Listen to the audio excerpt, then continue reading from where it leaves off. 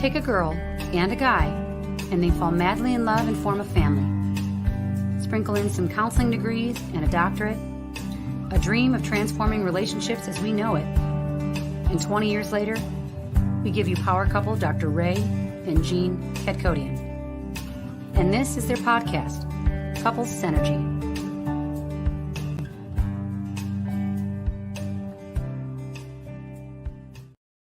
Hello, and welcome back to another episode of Couple Synergy with Dr. Ray and Jean. Hi, I'm Dr. Ray.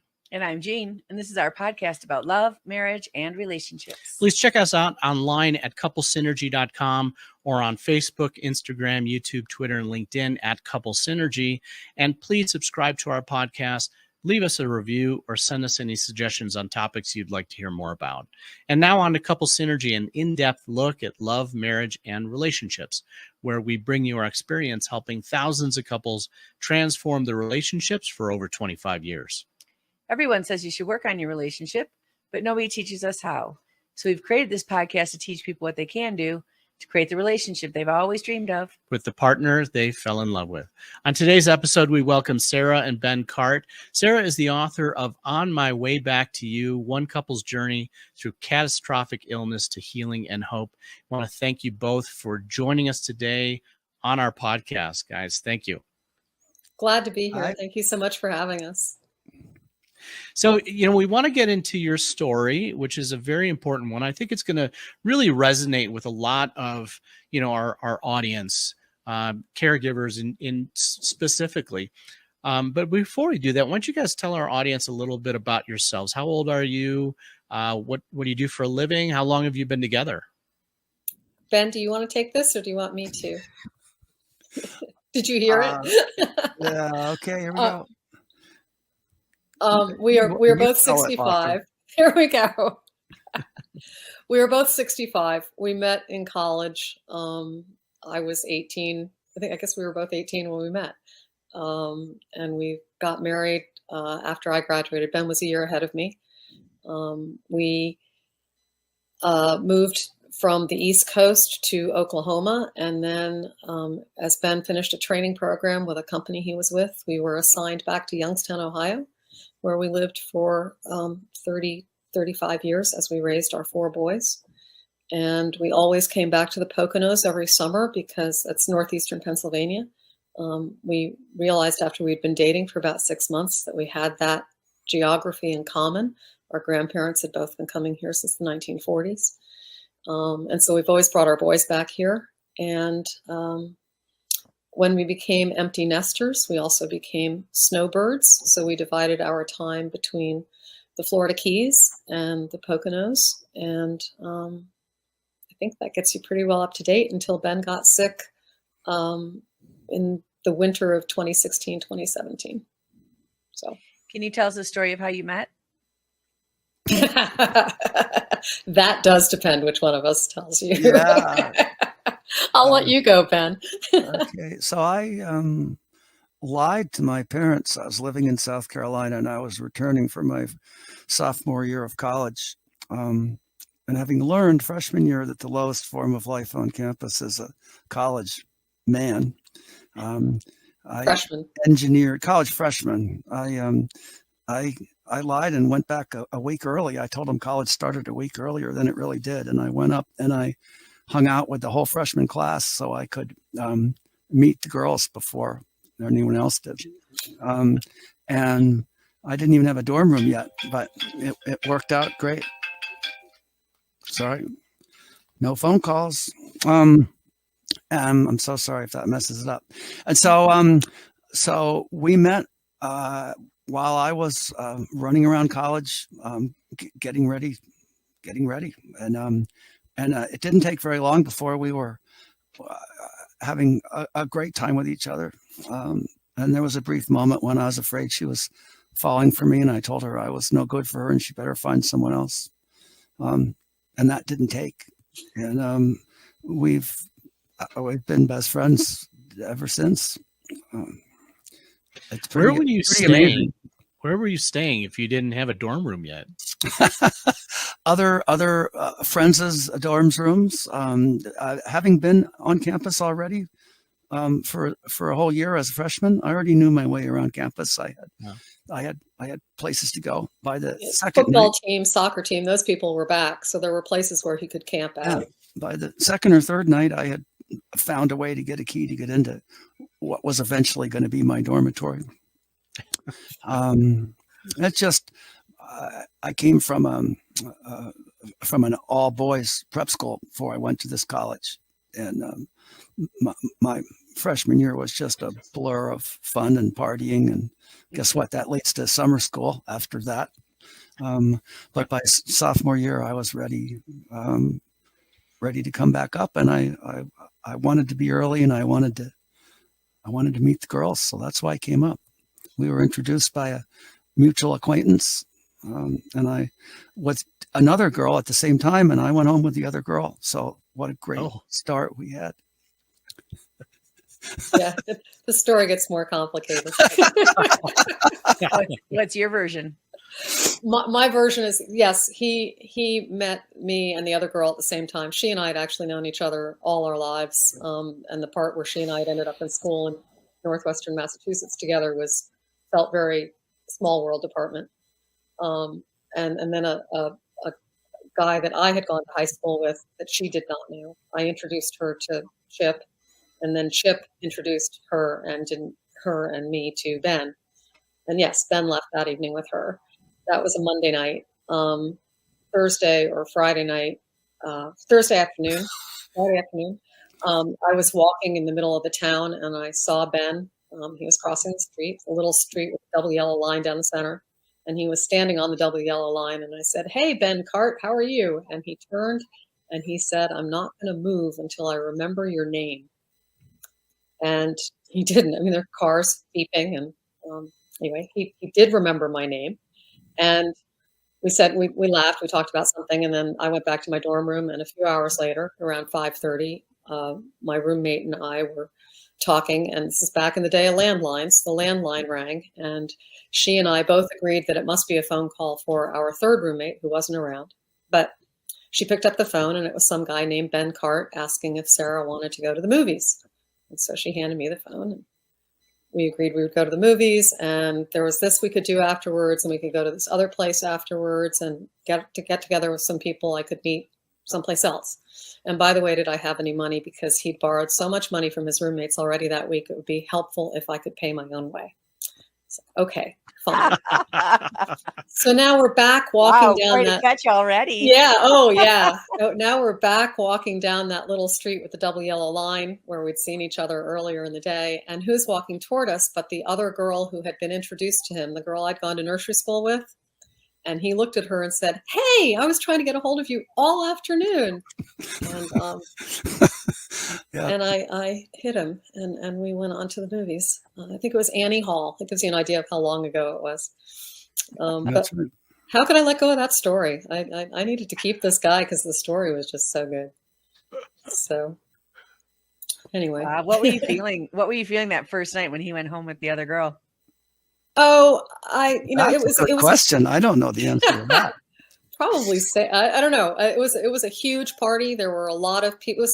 It was literally the day that I had arrived at college. All the freshmen, all the first years had just arrived that day. So it was a cluster of probably 300 people. And I met, who knows how many people I met that evening. So he didn't stand out for you that night.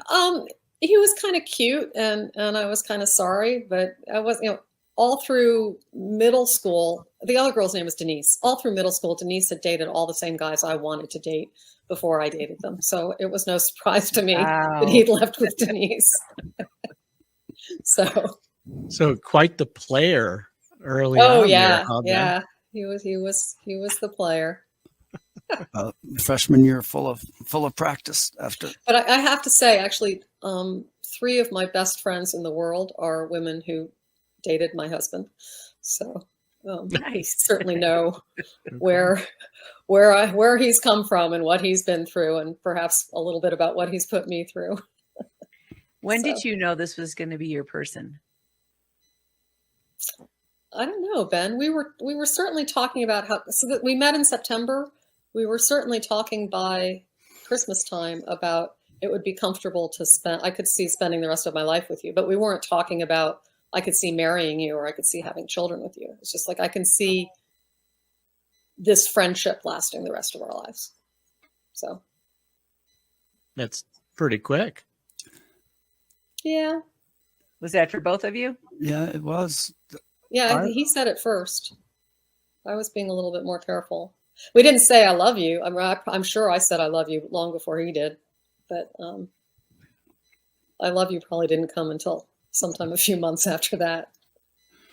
Well, So. I remember really being afraid that I wasn't good enough for you. When we drove up that mountain that night,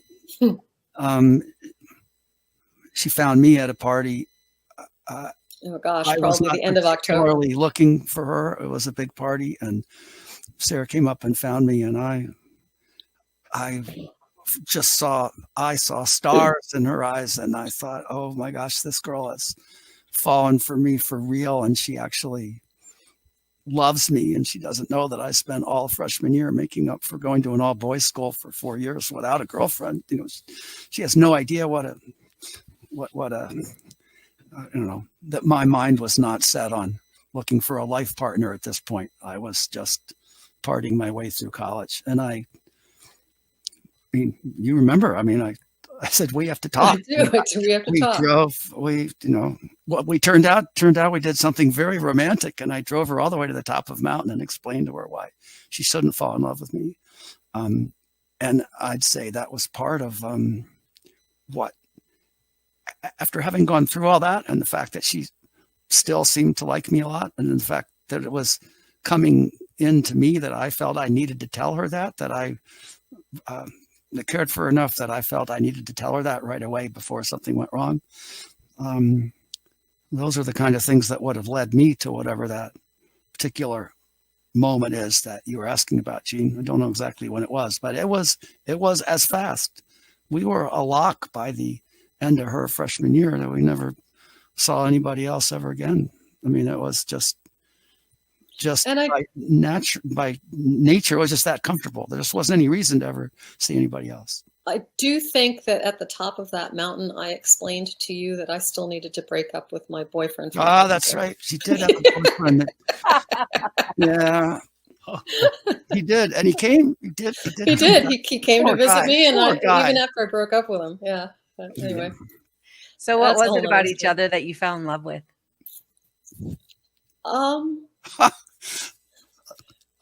For me, falling in love with him, probably his spontaneity. My life had always been very predictable and a bit of a checklist, and this is what you're supposed to do next. And don't look over there because you have the checklist over here. And that was not how Ben got through his days. So. Yeah, I don't. That's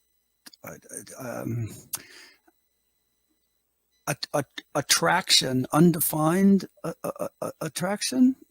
I remember. I want to use the word cute, but not like in differentiation from ugly or beautiful. I just want to use the word cute because I just was like when you see a puppy and you go, oh, I want, that's such a great thing. I want that. It makes me feel good to see that thing, to hold that thing. And Sarah just appealed to me that way so strongly. And that's the fun part now now we have all our wrinkles and we get mad and we have all the other parts that are come with being married for so many years. And then every now and then you get those flashes of that same face, that same smile, that same thing that you saw 45 years ago or whatever it is. And that's really cool. That's awesome. So how does your relationship progress from there?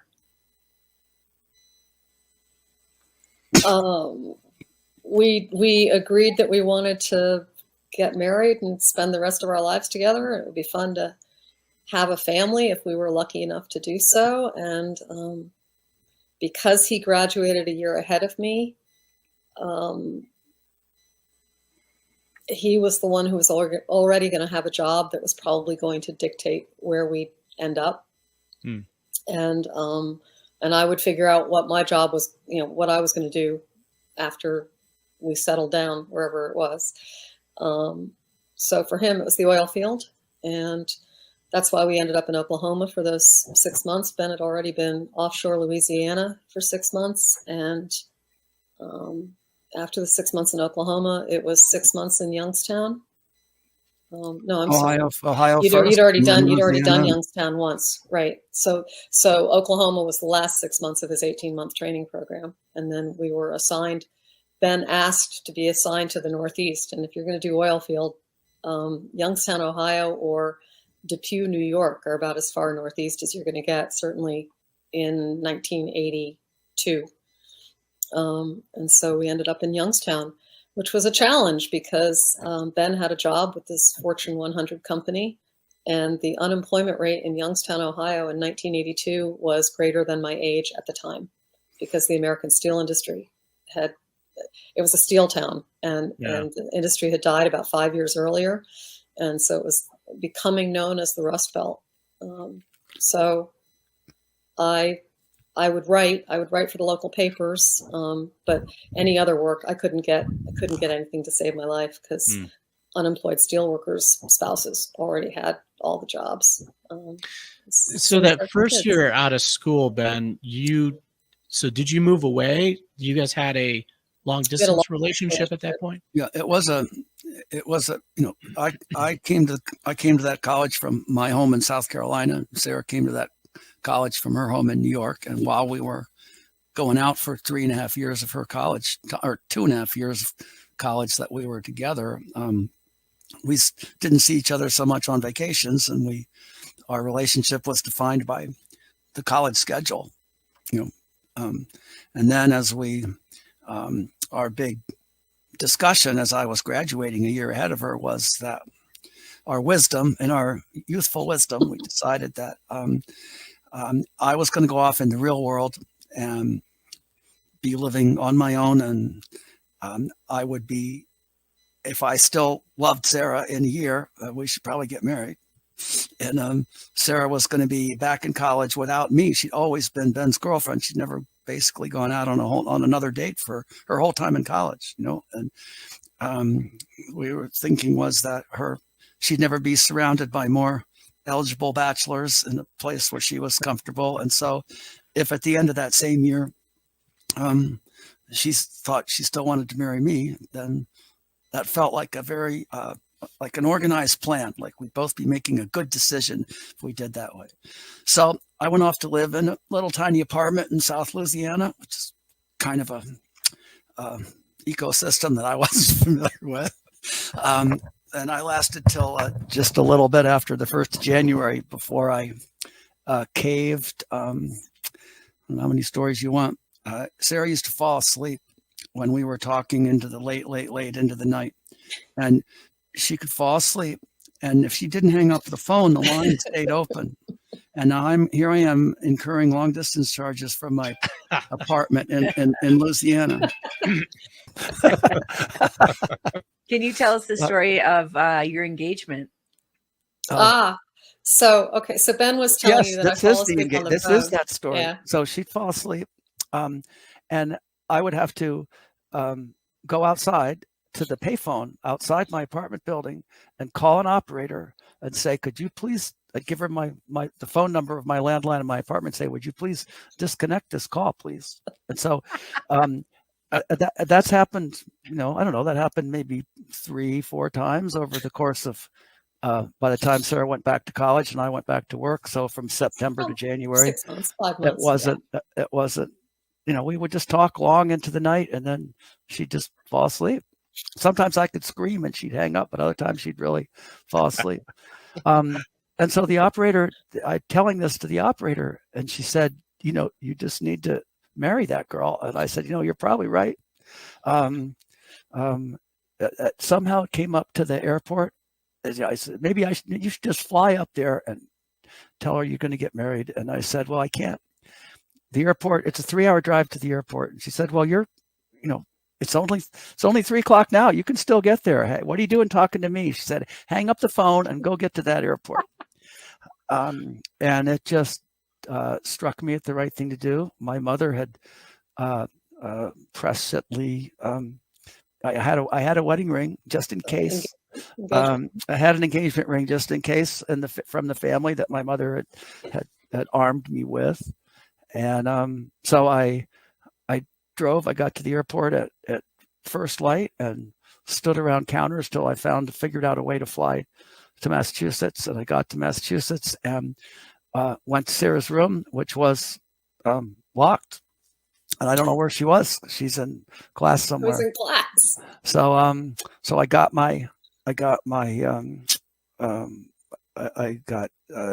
the janitor, the maintenance department to open the door for her. I hung my identifying jacket on the door so she would know that I was in there. And I went in and fell asleep because I was exhausted. So I woke up when you got back from class, 10 in the morning, 2 in the afternoon. I don't know what time it was. It was afternoon. I woke up, squeal. She knew I was in her room. She was so excited, making all these noises, and she jumped on me. And she's not kissing me. She's pawing my pockets, like, "Where's the ring? I know you've got a ring." And she was completely right. There was the ring in my pocket. You had also been in touch with my dad already, I believe. You had already written Dad a letter. I did ask for so maybe that's why the operator was, maybe who knows what I told her, but she was the last straw. I hope you invited the operator to your wedding. Really? That's great. I give the operator a lot of credit. Yeah, she's on another podcast telling your story. Yes. So you guys get married how long after, or how long was your engagement? We got engaged in January. We got married in November. Ben needed time off from work, and we were getting married in my hometown. And she was still in college, so we wanted to wait. Yeah, so I had to finish college, and his training program was going in these 6-month increments, and so the next time he was going to be, he would have been there for a year in November, and they would give him time off to get married. Okay.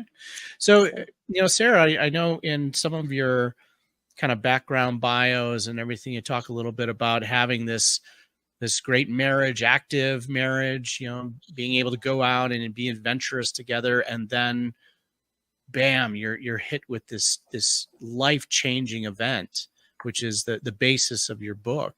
I don't know if you can talk a little bit about that shift that has happened. It actually started, it was pretty mild at the start. Ben had some odd symptoms. We were at a wedding, and as they were introducing the bride and groom after the ceremony, Mr. and Mrs., and everyone's applauding and cheering. And what Ben always does at such an occasion is he whistles. He has a way of doing it with just one hand in the corners of his mouth. And out of the corner of my eye, as I'm clapping and cheering, I see that Ben's doing that, but he's holding the one hand with his other hand. And I wondered about it. And I asked about it as we were going home afterwards. And he said, "Oh, my fingers have been swollen."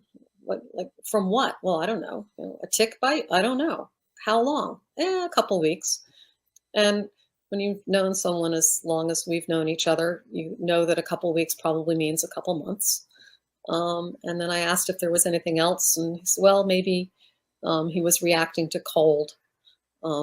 And how so? Well, my hands turn white if I get cold, or my hands turn blue if I get cold.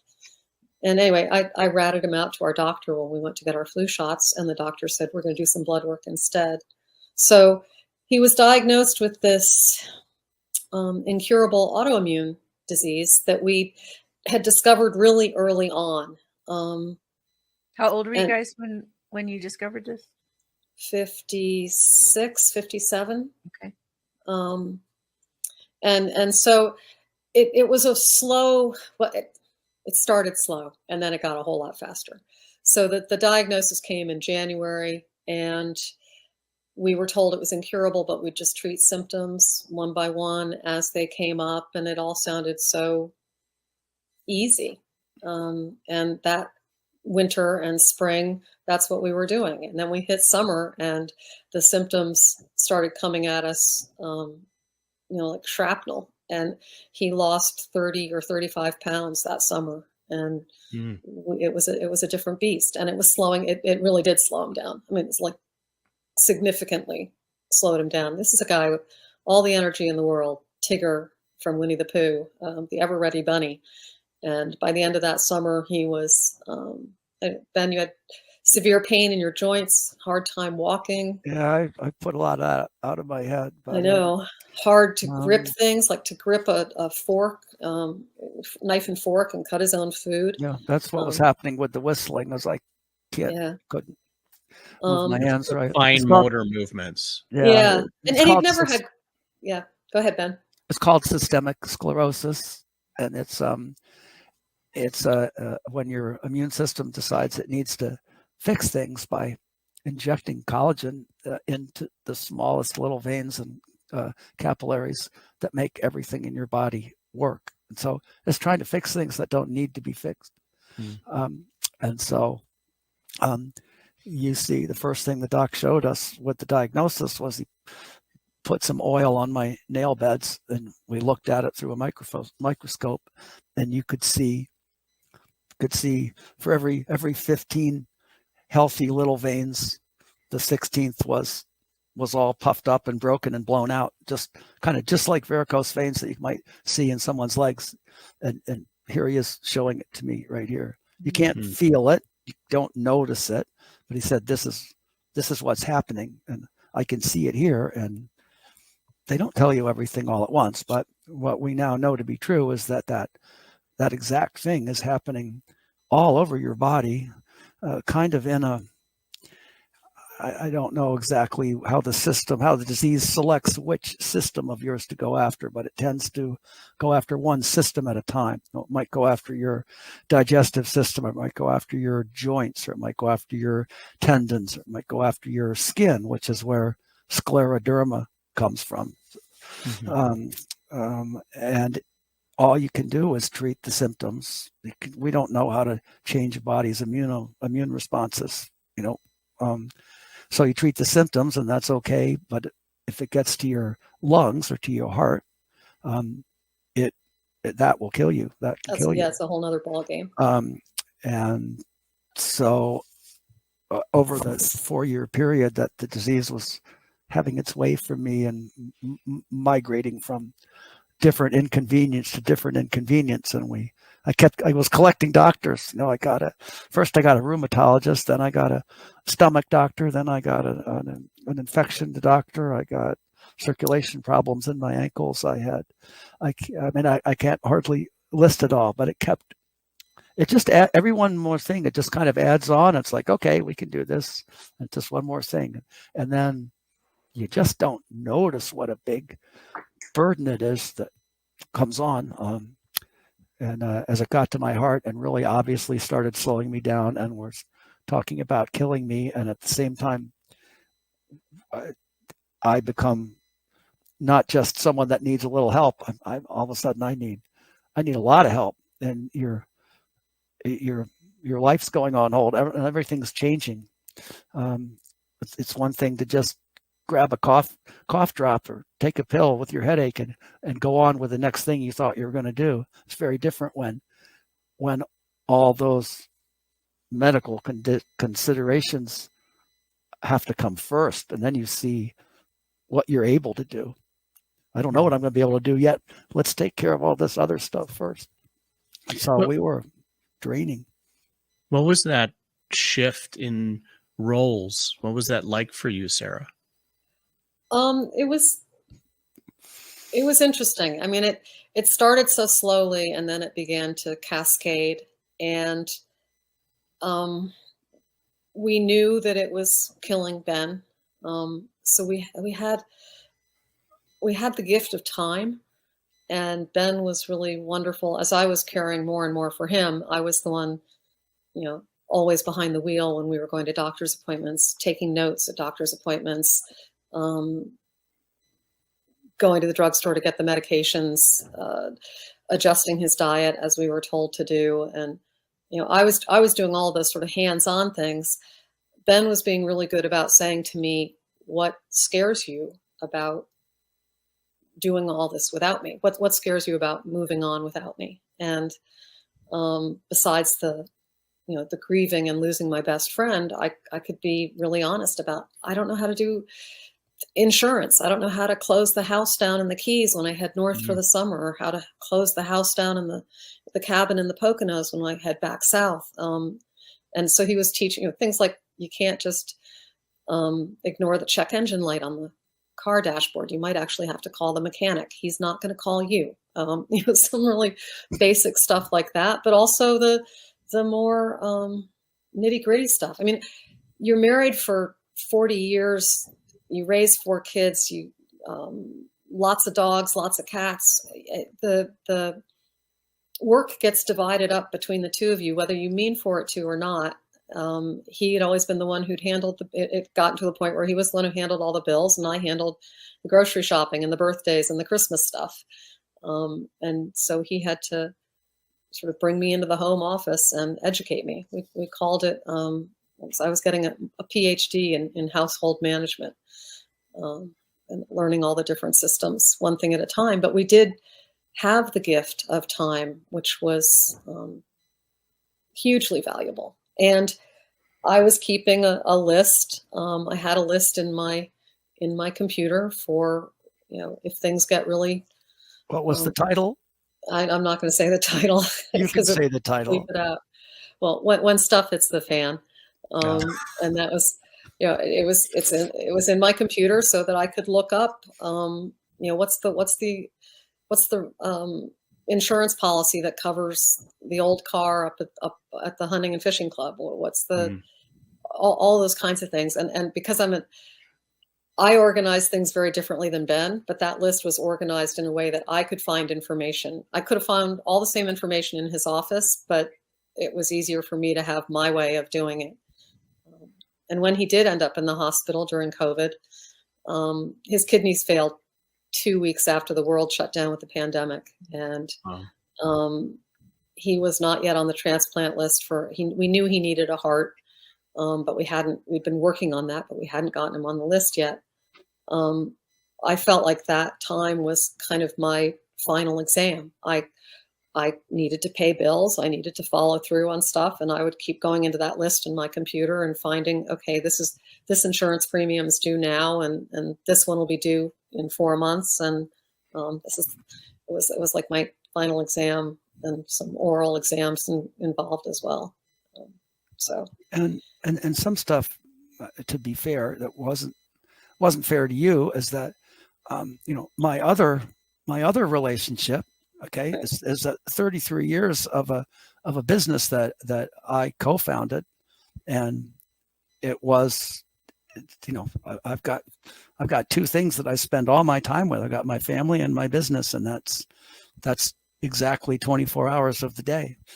And so the forced exiting of me from that business and engineering me, it's not just like I quit my job, or it's not just like I got fired. It was extricating myself from something that my partner and I had been working on together for 33 years before I had to get out, and we weren't planning for me to get out. And so, but you'd made plans in case something went wrong. Just in case plans. Yes. Sure, everyone has those.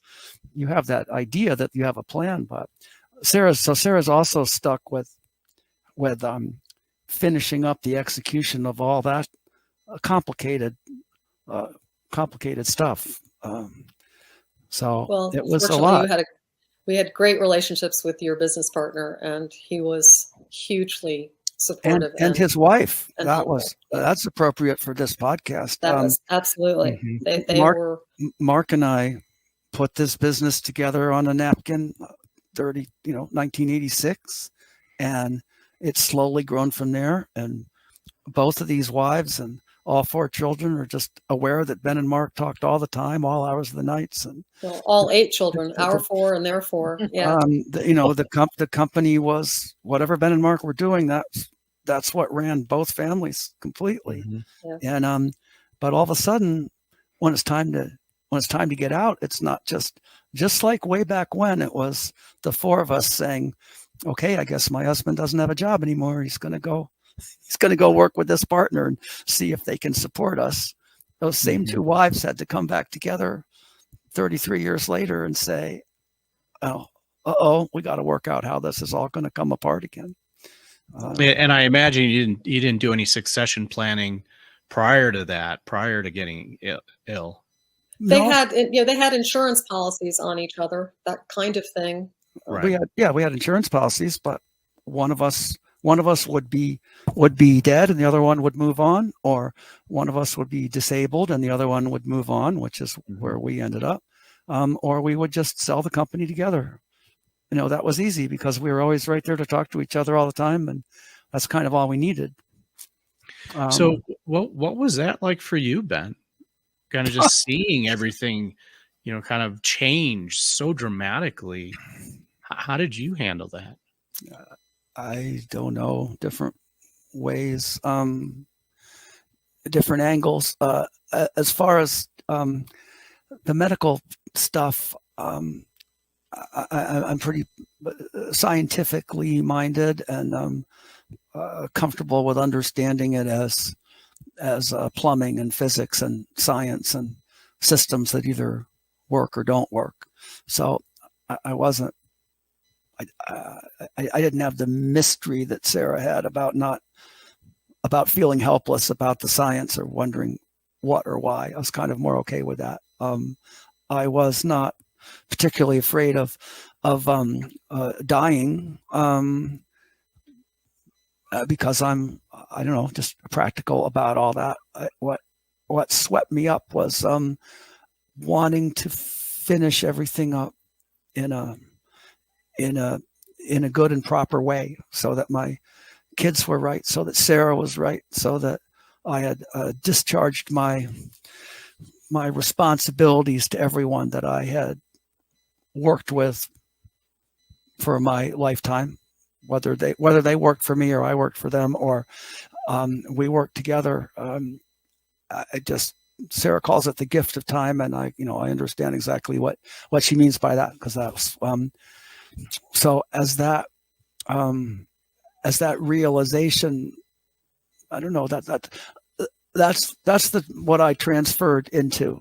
There's that great country song about riding on the, I'm going to go skydiving and Rocky Mountain climbing, and you get your my bucket list. My bucket list was just about making sure that I handled my exit properly, because when you come to realize how many people depend on you, and you come to realize how many people helped you, there's just a whole lot of connectivity that needs to be handled. And so I'd say the overarching thing for me was to make sure that Sarah was going to be okay. I wanted to simplify our systems, which had been quite complicated. Lots of kids, lots of houses, running a business. We just had stuff everywhere. And so now we're trying to focus it back down to having Sarah be a comfortably widowed in a nice neighborhood in the Florida Keys, and getting a grip on her life and being able to move forward for another 20 or 30 years. Because where we live, we're surrounded by people like that. And it just was really apparent that there was a good second life for Sarah, including our own story. Sarah's mother died young and married a widow of someone whose husband died young, and they spent 30 years together and went long off into the future on a second. What's that phrase I hate? On the back nine. They went and had another marriage and had the back nine. And so I was really focusing on exiting properly and making sure Sarah was ready to move on. I've How probably would drifted. you describe your identity before the diagnosis and the shift to what it has become? Someone wrote us just yesterday, I think it was, um, that she had recently seen me alone and then us together, and she was reminded of how we used to be, and how we are again now, and she felt that we were all the way back. Did she not? Didn't she say that I was maybe even more Yeah. of me than I used to be? Let me see if I can find it. When Ben walked in, I thought, oh my goodness, he's truly all the way back. His energy, his affect, everything felt like the old Ben pre-illness and transplant. Actually, now that I say that, maybe better than the old Ben, more joyful, grateful in the way that people who have had that kind of extreme experience do. There you go. There's your answer right there. Mm. I do. Her name is Jillian. You can thank her later. That's right. I do. Here's my line. I wake up, I sit up, I stand up all by myself by the side of the bed, and I say, "Did anyone see that?" Those are all miracles. No. Really, part of the recovery for me was I ended up with a broken hip from sleepwalking right before I went in for good with failed kidneys, and so it's not like I just had a tired afternoon and then finally they said, "Your heart is here, Mr. Cart," and I woke up the next morning looking at my new heart beating on a screen and went right into rehab.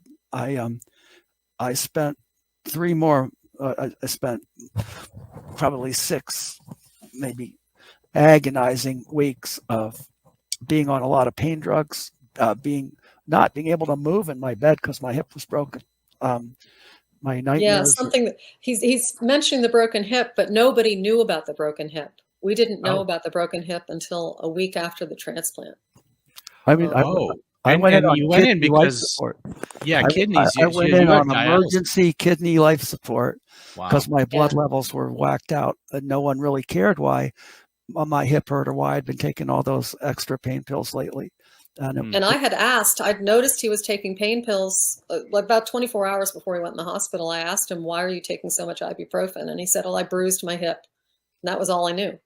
But there was so much wrong with him and we were fighting so many fires when the kidneys failed that never occurred to us that we should go to an ER about a bruised hip. So, Wow. and it was COVID. So you weren't going to just walk into an ER with a bruised hip. Yeah. So I tell that because my experience as coming back to life was my nightmares were about not being able to communicate. They were about trying to find Sarah in a crowded room, and I couldn't see her and she couldn't see me. We were shapes, we were bodies, but we weren't identifiable by physical characteristics. You just had to somehow know.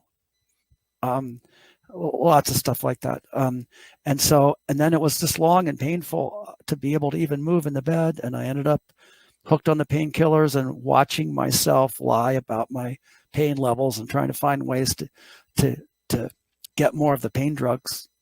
I'm looking at myself thinking, look at what you're doing, Ben. This is not you. You're lying to get drugs. And slowly being able to communicate again and then being able to walk again. And so when I think of my recovery from this disease, it's coming back from all the way flat on my back, not being able to move and not being able to communicate. And so I'm so grateful without even meaning to be. It's just so built into me. I'm so appreciative of being back. And my phrase had been, every day now I try and do something good for someone else, and I try and do something good for myself. So how long after going into the hospital with kidney failure did you then find out that there was a heart ready for you? He went into the hospital on at the end of 4 weeks. Yeah, he went into the hospital on March 27th. A week later, on April 3rd, 2020. Right. A week later, on April 3rd, they put him on the list, which was something we had been working on for 6 months and had not succeeded in doing. But they had him, they could run all the tests and do a whole lot of stuff that we had not been able to accomplish because we had to go into the hospital an hour and a half drive to do some of the tests. And then we go home. And anyway, they put him on the list on April 3rd. He was so sick and unstable that they removed him from the list on April 10th, which happened to be Good Friday. And I asked, as they told me they were taking him off the list, do you just put him back on after you give him some TLC and get those numbers back where you need them to be? And it was like, no, there needs to be the whole conference thing again. And like, okay, well, please do your best, do whatever you can. So that was Good Friday. Easter evening, my phone rang. It was not a number I recognized. I do not know why I answered it, but maybe it's because it was Easter. And it was the transplant coordinator telling me that they had decided to put him back on the list. So that's Sunday. The following Wednesday morning, 72 hours later, the doctor is updating me on how things are going. He's telling me the numbers are all going in the wrong direction again. And he did not say we're taking him off the list, but I knew that the next time I spoke with the doctor, that's what he was going to be telling me. And that afternoon, a heart became available. And the next day, Ben was in the OR getting a new heart. So we were close to everything going south very quickly. And we were not the only people who were going through real hell at that point. I mean, it was COVID. People Right. were dying left and right, and families were not able to see them. I mean, Ben was in the hospital for 10 weeks. I didn't see him. Our communications could only be facilitated by nurses who, in the ICU, cardiac intensive, patient nurses, really patient nurses who, it's COVID, they have so much going on, but they were facilitating FaceTime for us. And there were times when Ben didn't know who I was. They'd facilitate a phone call or FaceTime, and Ben would have no idea who I was. He'd just tell me to please tell his mother and his sister that he loved them. Yeah, that was a good one. That's the same guy that said, "I've been trying to call you all afternoon." Yeah, right? that guy. Yeah. There's that guy again. Yeah, and I'd say, anyone else? Any children? No, my mother and my sister. Okay, all right. I should be fired. Wow. So Sarah, how about you with your identity and what you went through?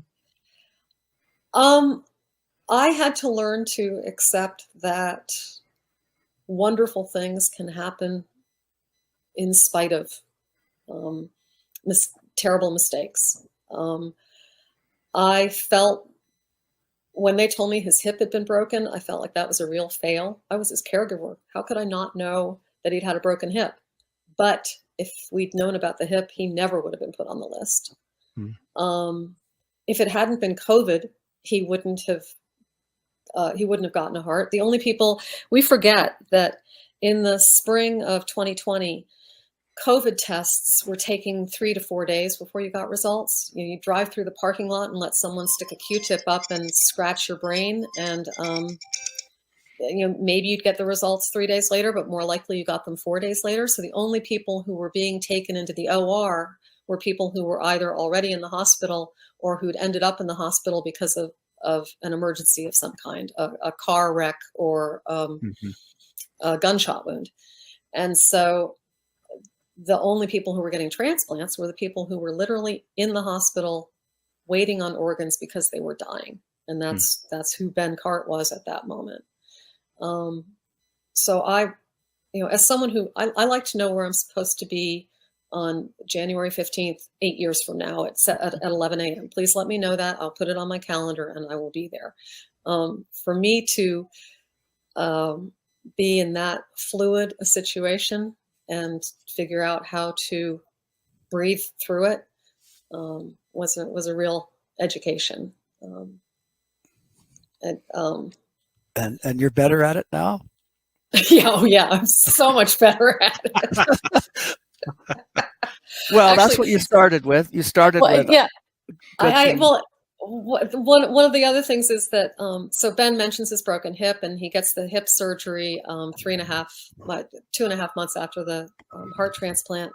And then he has to learn to walk again. I mean, he came home in a wheelchair, and after the hip replacement, he was on a walker for 6 weeks and then a cane. And then he's got to learn things like not just how to walk with a cane, but how to do stairs. And so he comes home from physical therapy the day that they've had him do stairs for the first time. And he says, look at me, I can do the stairs. And he goes, left foot, right foot, left foot, right foot. The following week, he comes home and says, they taught me reciprocal steps, which is left foot, right foot, left foot, right foot. And so now, if we ever get snippy with each other, because sometimes tempers do get short, we find ourselves stopping and he'll just look at me and go, hey, look at me doing reciprocal steps. I mean, it puts everything in perspective, almost everything in perspective, almost instantly. Sometimes it takes a little longer to let go of whatever it was that we were not agreeing on. But it puts a whole lot of things where they need to be. I think it's the guy who wrote Everything I Need to Know I Learned in Kindergarten. A lump in the oatmeal is not the same thing as a lump in the breast. And it puts that kind of perspective on things for us. So how did you manage anger and resentment? I didn't really have time for them. I mean, the one time I was really angry, I wasn't angry at Ben. I was angry at the home health care situation after he came back from the hospital. And it was partly COVID. It was partly that we were way out in the Keys and it was hard for reliable care assistance. And there was a lot of bureaucratic red tape. And so there was a day when I was I was fielding phone calls from 5 different agencies and different doctors who were telling me how this should have been and why it wasn't working. And it just, my head was going to explode. And those moments, if I have the time to journal, that helps me a lot. But in the real crisis moment there, it was breathing exercises. Being told to count to 10 doesn't really mean anything until you've been where I was and had to learn how to do it. I'm still not very good at counting to 10, but I have learned to try to breathe out anger, frustration, disappointment, doubt, and then try to breathe in the good stuff, gratitude, strength, courage, fierceness, comfort, joy, grace, blessing, and then breathe out again. Breathe all the bad stuff out. I sound like a thesaurus, a very bad thesaurus, but try to just breathe out the bad and squeeze my lungs out as if they're a sponge, get all the air out before I breathe in good stuff again. And usually 3 or 4 times that kind of gets me back where I can at least function. One of the things that caregivers really become burdened with is that fatigue, right? Caregiver fatigue. And I think in addition to that, it's a feeling of powerlessness. Oh, absolutely. Absolutely. And I say I had years to gear up to it, but then when Ben was gone for 10 weeks, when he came home from the hospital, it was an adjustment for both of us. I had to go from 0 to 60, and he had to go from having had 24/7 undivided attention of medical personnel, janitorial staff, nutritionists, and it was just me. I mean, it was COVID. We weren't having anybody else in the house. So that was an adjustment for both of us. But I think we were pretty good about communicating with each other about it. The only other creature around was our black lab, who was just so happy that Ben had come home.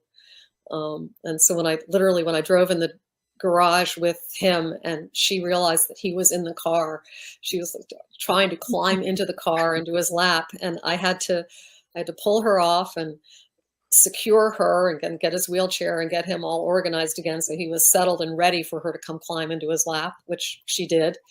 And again, then I had to get her off of him because I asked, are you okay? Are you in pain? He hadn't had pills in a while. And he said, I need to use the facilities. And that was, just communicating clearly from moment to moment. What can I do for you? What hurts? How can I help?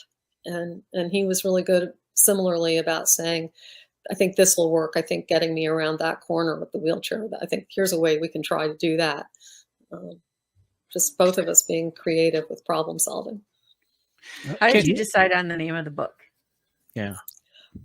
That actually, that was the ghostwriter. That's Glenn Plaskin, whose name is there on the cover as well. I gave Glenn a manuscript, and the original working title was Day 34, because it was day 34 of the pandemic that Ben got the new heart. And Glenn said, you're not famous. That title's not going to work. Anyway, On My Way Back to You is a phrase that I had repeated multiple times in the manuscript, and it is shorthand. It actually, when we text it to each other, it actually comes out as OMWB, and the number 2 and the letter U. It's saying, are you out doing errands? Can you stop and get me a bottle of seltzer water? Well, I'm coming back from the post office. I'm OMB, and my phone actually recognizes it. So I'm on my way back to you. And we've been doing that with each other for, I don't know, 8 or 10 years. As I was failing too, I'd still like to be outside a lot and still like to be out on my own. And she would worry more and more about me as I went off on my own. So there was more communication from the field than there used to be. I'd let her know, different times during the day where I was, or back up over the hill. I'm back in cell phone range now. Okay. Yeah. I mean, so, where we are in Pennsylvania is very rural, and Ben really loves to be out watching the critters, the bears, the deer, the turkeys, and the animals move at sunrise and sunset. So he would go out at dawn and dusk, and I would get more and more nervous. So he would have to let me know when he was, okay, I'm where I was going, and I'm going to be here for the next hour and a half, and I'll let you know when I'm on my way back to you. And an hour and a half later, I'd get a text saying I'm on my way back to you. So, wow, that's a great title. Thank you. Sarah and Ben, can you talk a little bit about maybe just kind of giving a little bit of advice for couples out there that might be struggling with the same kind of situation of having to be a caregiver for their partner, and kind of some words of encouragement or advice that you might give them? Ben, I'm going to let you go first. Great. I know one word that hasn't come up that I just wanted to throw in there was guilt. And I definitely had some guilt that I was putting all this on Sarah and that I couldn't help her. And it was when I first read her journal, it made me cry when I first got back, because your life, your duties separate for a reason. As you're a couple for a long time, what one person's better at than the other. What some people really hate doing stuff or don't want to do it. And so I was forcing her into all the things that I knew were hard for her. And I don't know how I dealt with that. I just know that I remember feeling that that was part of my concern. I guess, and someone has commented to us that we're very lucky that we had a strong relationship as we entered into this adventure. We just had no idea what it was going to be, and or how bad it was going to get, and how fortunate we are that our relationship was already strong because this tested it, and it's hard. We used to have this thing where I would drive and Sarah's got the map, and she could tell ahead of time that we're headed into a difficult spot. We're about to be yelling at each other because the city streets aren't going to work right, or the country roads aren't going to work right. And Sarah gets her left and her right mixed up in crisis situations. Yeah. So tell them to turn left when I mean so turn right. she'd stay from the passenger seat. She'd say, I love you very much, because we're about to start yelling at each other. So, and so I know advice that I want to give is that you're going to get short with each other, and please remember that you're together for a reason, that you're you're deeply concerned about this because you care about each other. If it was someone you didn't care about, you wouldn't be so invested in it. And so when you do, when you yell, when you snip, I don't know, sometimes you don't even have to say you're sorry. You just have to remember that that person doesn't really mean that. And you're going to take a breath, you're going to turn around, and you come back and fight this thing again. You're stronger together than you know. And I know this sounds probably trite and oversaid, but now we've just lived it. You can do a lot more than you think you can. And to have a partner help you through it is so important. And I counsel people now, let people help you. You're not alone. Other people go through stuff. It might not be the same thing. Other people feel just as bad as you do. Other people feel just as helpless as you do. It doesn't matter the reason. Let someone help you. Talk about it. We've really had that proven to us. I would say communication is key, but it doesn't have to be verbal. It can be a hug, it can be a kiss on the cheek, or a squeeze of the hand, or exchange glances. It can be a banana milkshake. It also, you have to be gentle with each other. There are going to be moments where you are more exhausted than you ever believed you could be in your life, or crankier than you've ever been, and or where your patience is stretched to the width of a spider's thread, and you just need to learn. You need to learn to say I'm sorry, and mean it, and you need to learn to accept an apology. Wow.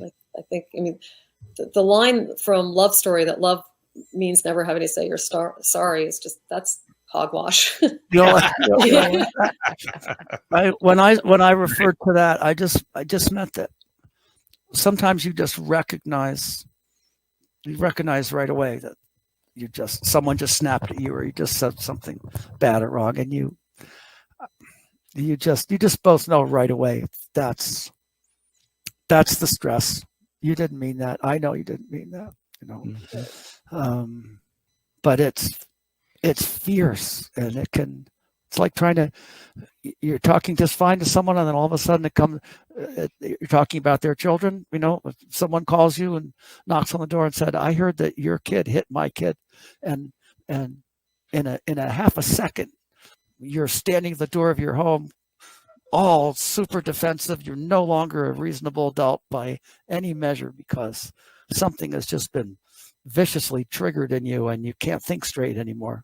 And that's kind of what can happen here. You're in this together. You're fighting it, and you're working it, and you raise up with a reaction that's inappropriate, just because your bandwidth is used up. I think some great words of encouragement for people out there. I really appreciate that. Well, it's meant to be encouraging. Yeah. What's the word is that you can get through more than you think. Absolutely. So last question. What is it that your partner does that you know they love you? Oh, I got an easy one. I know you do. You go first. You know what it is? I bet I do. You're betting you a nickel? Yeah. Oh, yeah, I'll bet you a nickel. It was late this morning, right? I know. I'm sorry. Yeah. Okay. Yeah.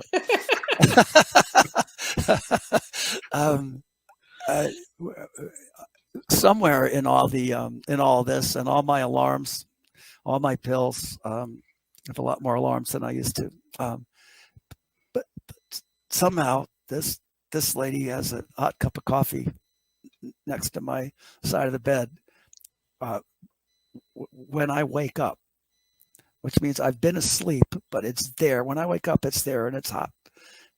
And that means she's been paying attention right up to within sort of 5 minutes of the moment when she knows I'm going to wake up. So I think that's one thing she does where I know she loves me. That's an action. Yeah. And I know, because one of the things Ben really, really wanted to do when he got back from the hospital And the rehab doctor told me to be very careful about it because they weren't sure about his mental capacity yet. Ben just really wanted to get back to his desk. He wanted to get back to handling the household finances and the insurance and all those kinds of things. And I did monitor him for as long as the rehab doctor said I should. But I'm really relieved now that he's back to doing all those things because I do not enjoy it. I now know that I can do it if I have to, but I'm really glad that he does it. So, people have been sharing their stories since the beginning of time to bond and heal and grow. And we hope that by you guys sharing your story, it's enriched your lives and the lives of our listeners. Thank you. Thank you. Glad to share it. Great. And before we close out, Sarah, can you tell our audience where they can get a copy of your book? Your local bookseller can order it for you, or you can get it on Amazon or other online book sources. It's in print, hard copy, Kindle, Audible. And there's also a website, which is www.onmywaybacktoyou.com. Wonderful. And we'll put all the links to that in our show notes for the show. I want to thank both of you for joining us on our podcast. We want to thank all of our audience for joining us on our podcast today. Our passion is in helping couples and people have happy and healthy relationships. And this podcast gives us a fun way of bringing our knowledge and expertise to you, our listeners.